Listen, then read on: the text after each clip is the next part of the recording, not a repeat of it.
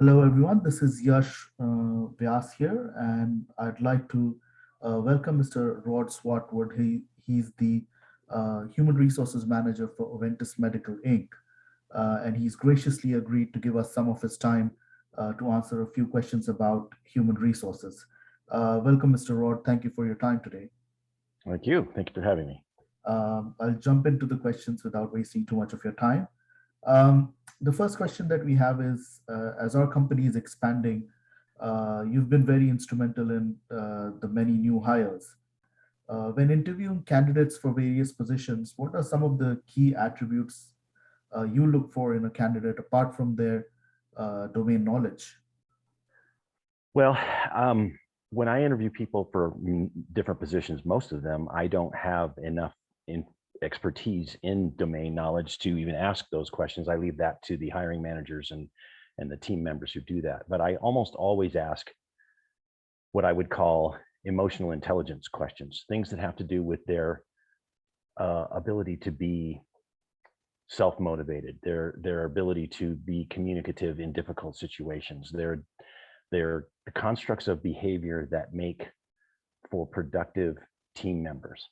Those things fall along the lines of a lot of the emotional intelligence standards, empathy, self-awareness, elements of behavior that they could have exhibited in past situations that would lend themselves to be good teammates and good producers in any world, but mostly ones that fit Oventus's environment, being remote, having good communication skills, self-motivating, elements that wouldn't normally have anything to do with technical knowledge. It's about their abilities to handle things that are not directly written down on paper under a process. I call that tolerance for ambiguity, which is a great trait to look for in people because that's going to exist in every position you have. Those are just a few. Correct, correct. Thank you very much. Um, Mr. Roth, experts in business and organizational behavior often use terms like ethics, cultural diversity, social responsibility, global competitiveness, etc. In your vast experience, how important is it for leadership or the organization itself to include these in the corporate culture to efficiently manage and maintain their employees' morals? Well, many of the things in that list you just read are hot buttons for most everyone these days. You could include environmental elements, but mostly what I look for is what does the company value? What is their culture? And the people that are coming to work for this company, do they share those values? And is there an alignment between those values? In other words, is it important to the employee to have work for a place that espouses and lives those values? Cultural diversity is one part of diversity. There are also diversities of backgrounds in education, experiences, locations. All of those things lend themselves to better teams and better outcomes. Global competitiveness, I think certain positions and certain people need to have a focus on competitiveness. No one likes to work for a company that is not succeeding. It's very difficult for companies who are not socially aware or culturally aware or progressive, at least these days, to attract people who share that feeling and are aligned. I imagine it's terribly difficult for people in the tobacco industry, for instance, to find people who are aligned with their values. But it's the kind of thing that you need to make sure you're aligning the corporate culture with the values of the prospective employees. It's amazing. It's amazing. Um, so apart from the economic motivations, it is important to offer intrinsic benefits or rewards to employees to keep them motivated. Uh, would you, on a scale of 1 to 5, where 1 is strongly disagree and 5 is strongly agree with the statement? I would agree at a level of 6, whatever is beyond strongly agree, because people don't work for what you do, and they actually don't work for the paycheck. They work for why you do something, and they work for their own internal satisfaction, along with the being part of a group that is successful. And if you are recognized by your peers, by your supervisors, by other people in the organization, recognized on a regular basis, I call them psychological paychecks, that does wonders to keep people motivated. It does way more than raises. Raises are nice, but after a while they fade and lose their effectiveness.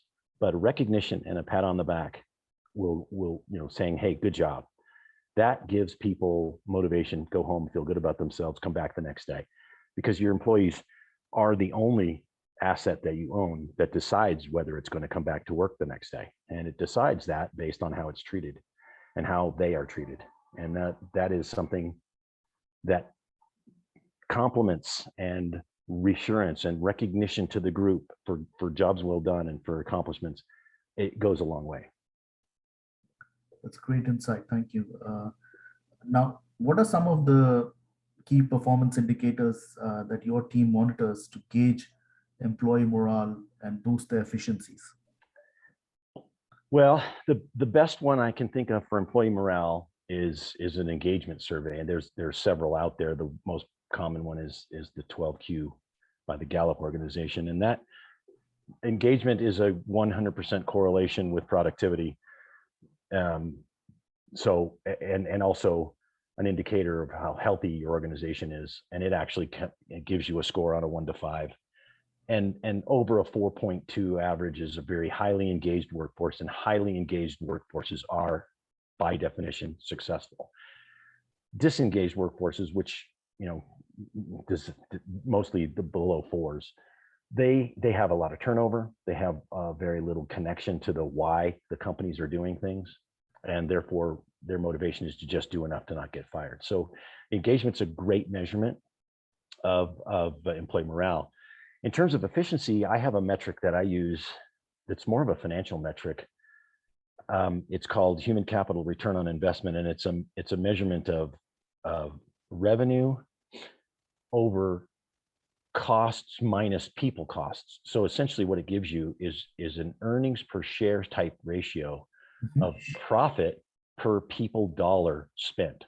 So if a lot of companies will say, well, let's use a metric of revenue per head. Well, revenue per head is silly because you can prove that just by cutting a few heads, which is a lot of companies do, unfortunately. But HCROI is something that takes into consideration all your costs, your relative total cost to your people cost, and then dividing that against revenue. And it tells you how well your profit dollars are served by the people dollar you spend.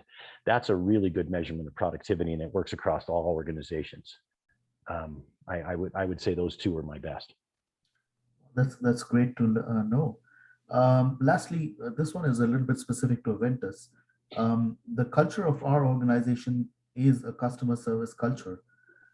This is very evident from the numerous positive feedbacks received from majority of our customers.